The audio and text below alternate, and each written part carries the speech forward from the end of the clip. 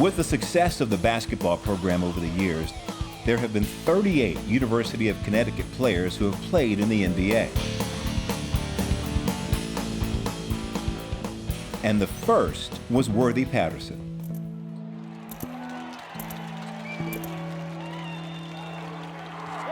Connecticut wins by a point. Patterson wins the ball game on a drive. At 6'3" and 175 pounds, Patterson was a standout scorer and defender, averaging close to a double-double for points and rebounds during his college career.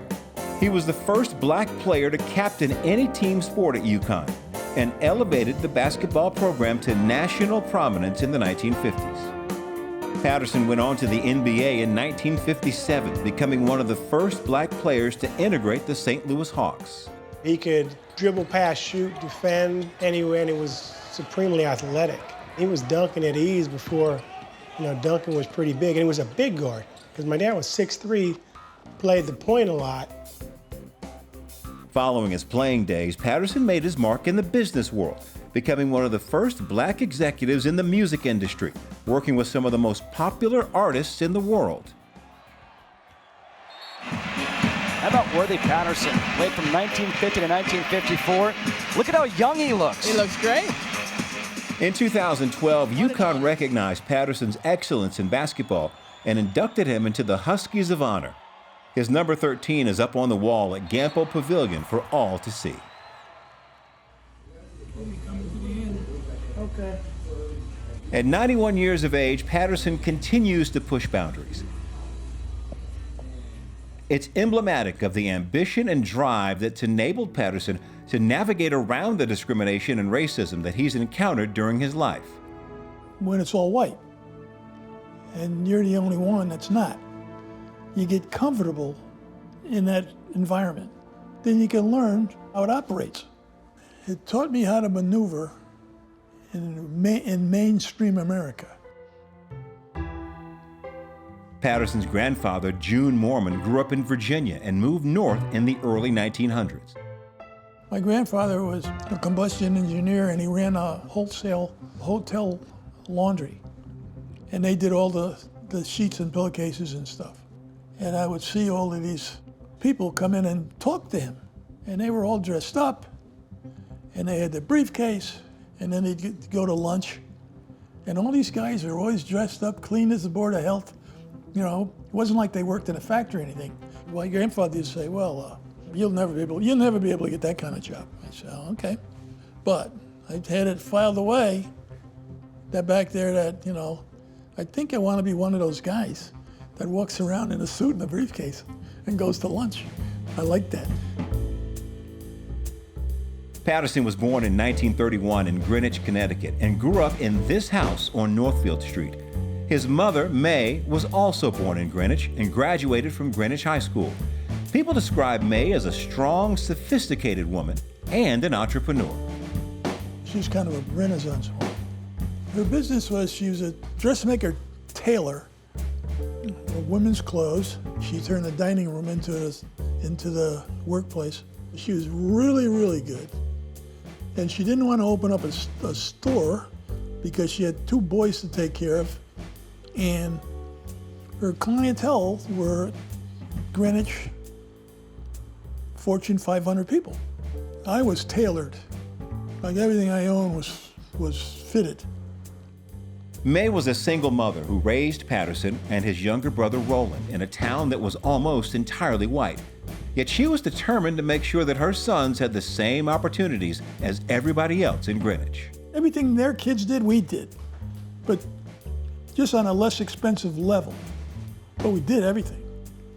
Like we went to summer camp, we went to Broadway, we went to all the shows, we got all this museums. We did everything they did. And one of Patterson's mother's priorities was education. When I was a freshman, they put me in a general course, because that's what they did, to the minorities. Like as soon as I came home with the schedule, the next morning we went to school together. And an hour later, I was in a college prep course. My grandfather, who came from the South, right, he grew up in segregated Virginia. So, I got a good cross-section of what's going on by law, which was the South, and what was going on by discrimination, which was, where we were in the Northeast. If it was an incident, then you explained what happened, and they would explain to you, basically why it happened. But they're usually black and white situations. When I was little, like in grammar school, I was bullied all the time. My grandfather used to say, you could come home crying, or you could handle it. Now there's two ways to handle it. If he's your size, punch him. And if he's much bigger, get a stick. My mother used to holler at him for telling me that. Patterson regularly walked to the Boys and Girls Club, which was a mile from his house, because that's where the black kids played ball. Meanwhile, the YMCA was only a couple of blocks away from the Patterson house, but the Y had yet to accept black members until Patterson's mother made a few phone calls. She started doing her thing, right? It's a little question here, question there, a little politicking here. And next thing you know, my brother and I were admitted. The Y was very fancy. Basketball, we had top flight instruction because they brought in, the best coaches. You pick up the skills and where to go and what to do and how to play. With his newfound skills and athleticism as a seventh grader in 1944, Patterson remembers wanting to grow up and become a professional basketball player, which took a lot of imagination given the times. There was no Jackie Robinson, there was nothing. And there were no black players. Then he became more important. And then I got into the basketball guys, right? Earl Lloyd's and Charlie Cooper's, who were the first and second. Then I figured, okay, now I got a good chance because a couple guys have already been there. So if I'm good enough, I'm gonna be okay. Patterson was developing into a standout high school athlete where he played basketball, baseball, and quarterbacked the football team. I was a freshman in 1945. To have a black quarterback, who ever heard of that? The only black quarterbacks anybody had was at the black high schools, below the Mason-Dixon, where the schools were segregated. Ultimately, Patterson excelled at basketball and became one of the best high school players in Connecticut. And with his success came more attention and taunting. Ignored it. And when I got home, I tell my mother what happened, and she'd say, "Yeah, good, you did the right thing, because you're going to get more. Now that you're in high school and you're playing and people are starting to know you're going to get more of that. So get ready, to handle it." In high school gymnasiums and arenas, small places where the people are right up on the court, those were brutal. Because then they pull your pants, they pull the hair on your leg, they call you names. They were like, they were all over you. Patterson graduated high school and headed to New Hampshire for a year of prep school at Tilton, where he continued to play quarterback. But he knew his future was in basketball. I grew more, I got stronger, just because I was getting older, because I had the basics, and it just got better. As well as I played, right? No, I had no scholarships. And why was that? Because we're back to it again. Discrimination, actually, is what it was.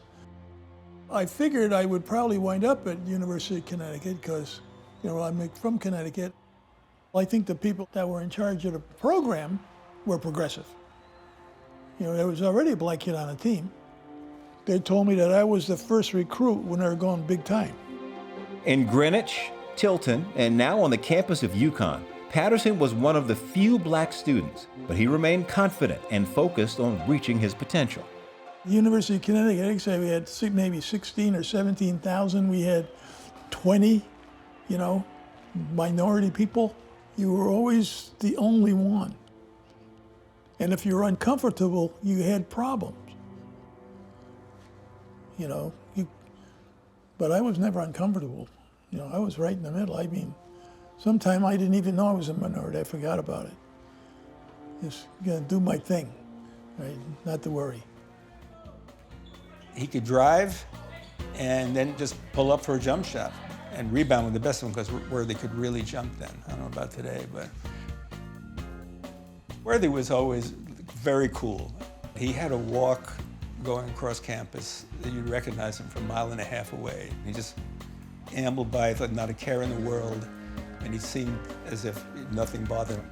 He's big, handsome, charismatic, star of the basketball team, but in my mind, he was just my fraternity brother.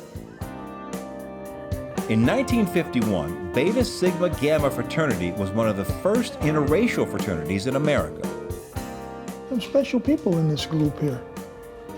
And they frowned on typical frat behavior, like hazing and initiation rituals. This fraternity revolved around brotherhood. He didn't even consider who was next to you, what their skin color. That had nothing to do with anything. Always carried that, I think, ever since then. And we had the jocks, and we had the musicians, Right. and we had a comic, and we had all these people, that were talented, and it was a mix. When you think about our fraternity 70 years ago, we had this group of guys living together, black, white, Japanese, Russian. This is going to be the exemplar for the future. Dissimilar people in a similar situation that could spread the gospel. We were looking through the class book trying to find black men, and we would say, there's one, there's one, there's one. And that next day, I was on my way to class, and I happened to look up, and I saw Worthy coming toward me. Were you aware that he was a basketball player? Oh, yeah, absolutely. Queen Vaughn grew up in New Haven and had transferred to UConn from Hampton Institute in Virginia. She and Patterson started dating as UConn students in the early 1950s and had been married ever since. Also, he was ROTC, so that meant he got a check so we could have nice meals at the end of the month. So she was after you for your wallet. That's right. After me for my money from day one. I thought he was good looking, popular, a gentleman, and a person of integrity. I always look at their shoes if they're shined and his fingernails if they're clean. And he met all the criteria.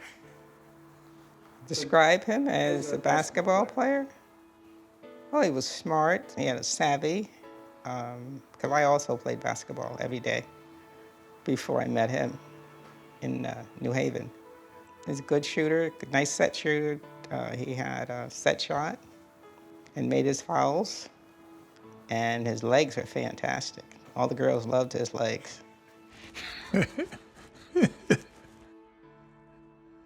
He was king of the campus. When they had the end of the year big dance, he was the king. I wasn't the queen, but he was the king. But always a gentleman. Of course, the girls were always there, asking for autographs on anything. Slips, panties, whatever. But he was never impressed. I think his mother raised him well. Early on, UConn head coach Hugh Greer recognized Patterson's potential and prescribed ways to develop his leadership skills. Coach required me to do speech and drama. I hated the drama part. I wasn't crazy about the speech part either, but as we got going, and I got better, it got easier, then it was no big deal. It was one of the best things that ever happened, because over my career, I wound up making tons of speeches. Greer also coached the UConn tennis team, so he took full advantage of his basketball star's athletic versatility and had Patterson on the conference champion tennis team. For his senior season in 1954, Patterson was named the captain of the basketball team, making him the first black captain of any sport in UConn's history. When things got tough on the floor, they'd look and say, okay, what are we doing, Worth? And away we went. But it was special. That's my DNA. I always want to be in charge. I'm going to be the best. I'm going to be in charge. The talk about UConn becoming big time when Patterson first came to campus in 1950 had turned into reality. In that stretch, UConn won over 80% of their games, led by Patterson, who was named to the All-Conference and All-New England teams. Standing in UConn's way as the best team in New England was perennial powerhouse Holy Cross. The showdown took place in UConn's second-to-last game of the regular season on February 27, 1954. The Saturday night game was played at Worcester Auditorium, where Holy Cross had a 47-game winning streak. It was the biggest game on the schedule. We thought Holy Cross would probably be the toughest of them, and as it turned out, they were. UConn had a record of 20-2, and Holy Cross was 22-1, and ranked 7th best in the country. The Huskies' Art Quimby's basket put UConn up 76-75 with less than a minute to play. There was only like 10 seconds left, and I was dribbling around, running out the clock. And they pounced me. UConn rebounded a Holy Cross missed shot, and Patterson was attempting to dribble out the clock when Holy Cross's Ron Perry stole the ball and laid it in to give the Crusaders a 77-76 lead with 14 seconds remaining. So there was a timeout to get a ball. That's when we set up the eye. When I caught it, there was like 5 seconds left. So I just acted like I was going to shoot it from there, right? 5 seconds to go. Connecticut ball. They'll put it in play with Ahern. The guy came flying by. While he was still on the ground, coming, I went right by him. And I just laid it up and it went in. That was it. At the midcourt line, the pass from Ahern to Patterson. Worthy starts the drive, goes in, lays it up. Good! Connecticut, 1 second, 2 seconds. And I just came out of my seat. It was just amazing. Connecticut wins by a point. Patterson wins the ball game on a drive. It's just explosive. Everybody was jumping up and down and screaming and hollering.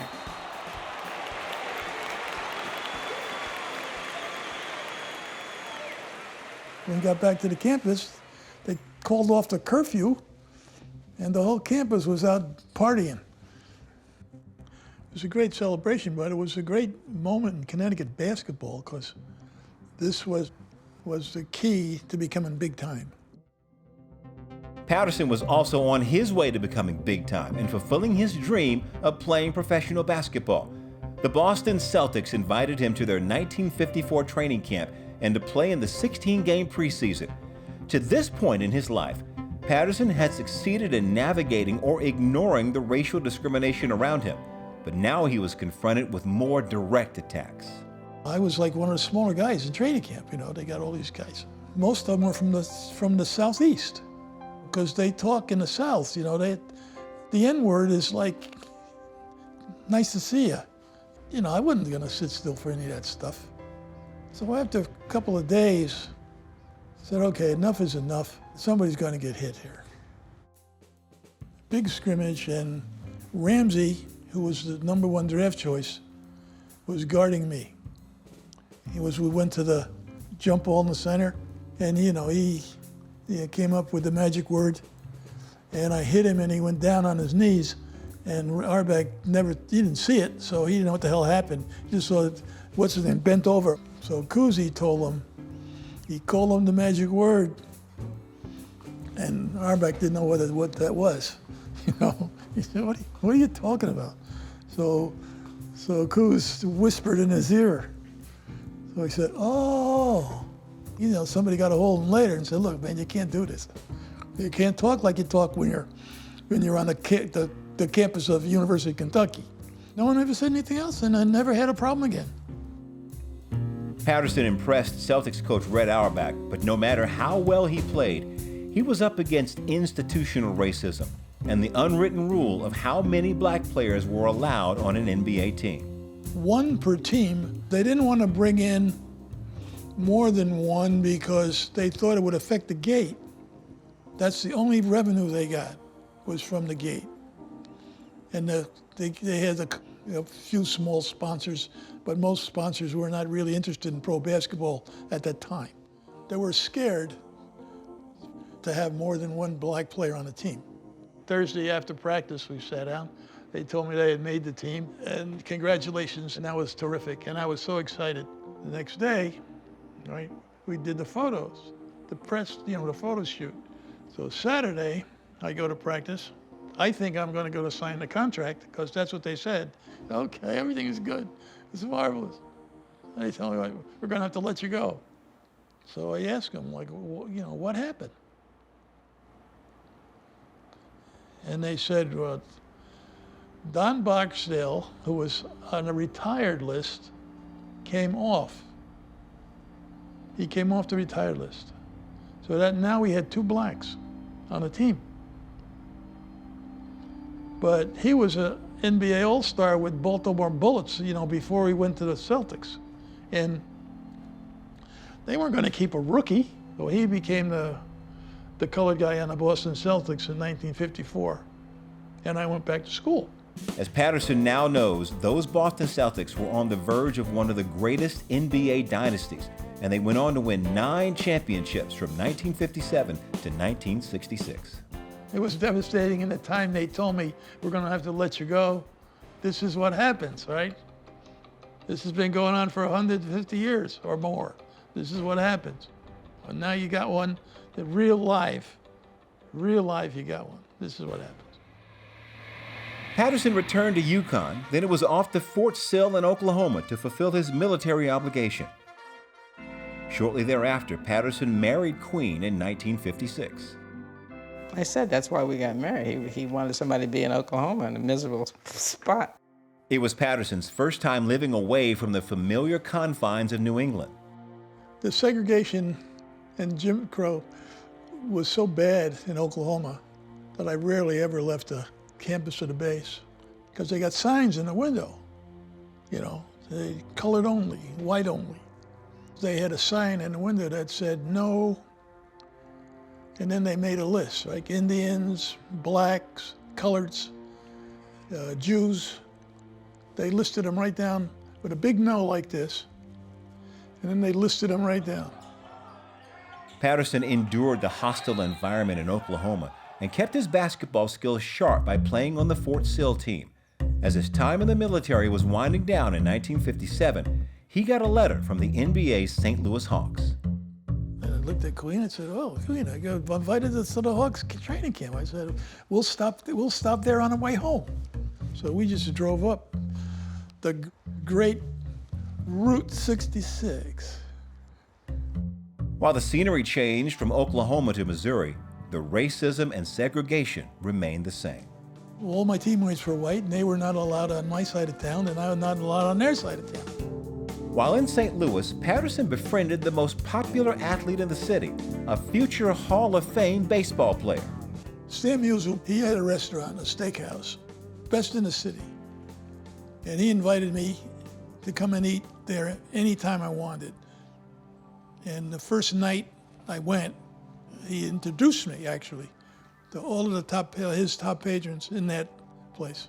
So then I could go in there without being uncomfortable because I wasn't, a novelty. Patterson played well in the St. Louis training camp, and during that time, the team took advantage of his public speaking skills. They sent Patterson to luncheons in the white community to ease their concerns about desegregating the Hawks. I had a driver took me to all these locations, and we spoke to the Knights of Columbus, and there must be 6 or 7 different ones. Kind of let them know that there was a black player on the St. Louis Hawks team. This led to a bizarre scene for Patterson's NBA debut on opening night, when St. Louis's black organizations were protesting to integrate the team and sign a black player on the Hawks. The Urban League and the NAACP and any of those other groups that you could name were all picketing the auditorium because all the promotion I did was to the white part of the town. And when I went to get in, they gave me a bad time because they said, well, this is why we're out here, is because guys like you are not in there. So I had to get the police to get me in.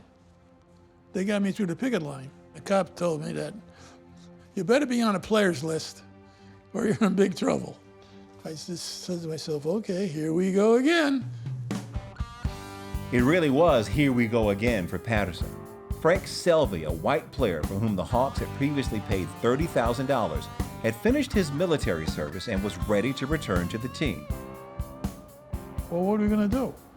Well, I think we're going to have to let the colored guy go. 30 grand and against me? No chance. Again. I said, okay, that's it. Yeah, twice is enough.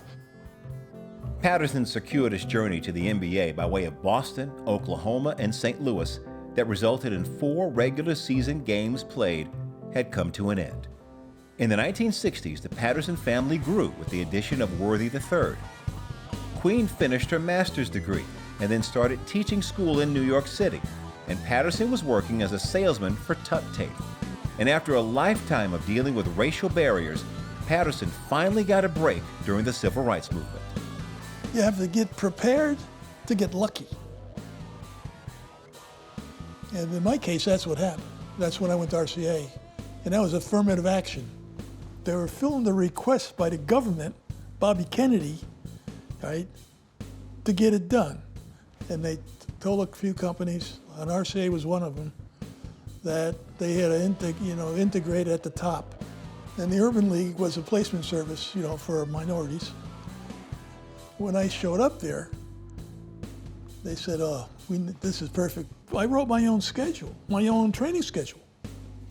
I had to learn all the tricks of the trade, which I did, how the records get broken. You got to get them heard, and you got to take the artists around to stations and whatnot for interviews and get them on the TV shows and all that stuff. In 1968, with an above-average dual income, the family sought to return to Patterson's hometown. I looked in Greenwich because that's where I come from. I wanted to live where I grew up. And there's houses for sale. Then they weren't giving colored people mortgages. Shut out in his hometown of Greenwich, the Pattersons finally bought a house in Sleepy Hollow, a suburb of New York City. It was run down, and it had, weeds. It had sunflowers in the front yard that were 4 feet high. It looked like the ghetto. This one house. I needed a handyman, gardener, groundskeeper guy. I got one. He says, you guys almost got burned out. I said, what are you talking about? He said, yeah. He said, they burned a cross in their yard. Could care less. I tell them, once we get the property and start taking it over and doing it right, we'll have one of the best looking properties in the neighborhood. We'll be fine. As he continued to climb the corporate ladder, Patterson was now in a position to give other people of color the opportunity to succeed in the record industry. The higher you go up, the more people you can help. If I'm the #1 salesman, then I hire more guys that look like me. They won't say, well, the white customers won't buy from them. That eliminates that immediately. You got to get to a point where you can help people. And I could put them on a payroll, on the whole payroll, where he gets everything then. He gets benefits. You can get minority people in the mix. Following his career in the music industry, Patterson retired to Santa Monica, where he is surrounded by his friends and family. While Patterson's trailblazing and place in history have yet to be widely recognized, those closest to him relish the way he's pushed boundaries to achieve success. Worthy is a class act. It's a rare moment that he'll give you a tidbit of some of the challenges he had in the 50s and 60s. And so he's handled those, I think, with great class and sophistication when I think others might not. He's not just an athlete or like a businessman, he's so much more than that. I just feel like he represents he's just a great person. My daughter did a back east college trip. I had somebody at UConn take her to the gym and to see his retired jersey, and that's when it kind of hit her how big time her grandfather was. I'm sure there's a lot more success stories like my grandpa that also deserve to be told, but his is uniquely his because he's been able to pivot so many times. 5 seconds to go, 77-76. Connecticut ball, they'll put it in play with Ahern at center. at the midcourt line. The pass from Ahern to Patterson. Worthy starts the drive, goes in, lays it up. Good! Connecticut, 1 second, no seconds. Connecticut wins by a point. Patterson wins the ball game on a drive. The story that he could give to others is that if you work hard and you're confident, if you continue and follow your path, you'll be successful. What do you think your legacy is? I have no idea. All right, well, if you had to. If I had to, I still don't have any idea. I don't know from legacies. You know, that's for somebody else to decide what that's all about. Take a look at the resume, and you think whatever you think it is, that's what it is.